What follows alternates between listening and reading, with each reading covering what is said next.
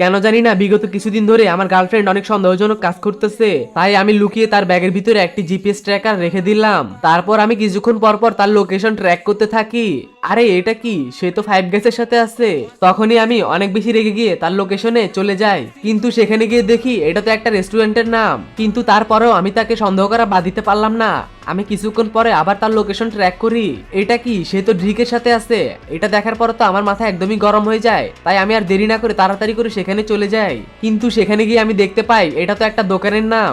তখনই আমার মনে হয় আমি হয়তো পাগল হয়ে গেছি, তাই আমি আর দেরি না করে তাড়াতাড়ি করে বাসায় চলে গেলাম। তারপর আমি বাসায় এসে এই লেটারটি দেখতে পাই। তখনই আমি অনেক ভয়ে ভয়ে আমার রুমের দিকে যেতে শুরু করি, কিন্তু সেখানে গিয়ে আমি দেখি বন্ধুরা আজকে দেখি শয়তানকে হারিয়ে আল্লাহকে ভালোবেসে এগিয়ে লাইক সাবস্ক্রাইব করে।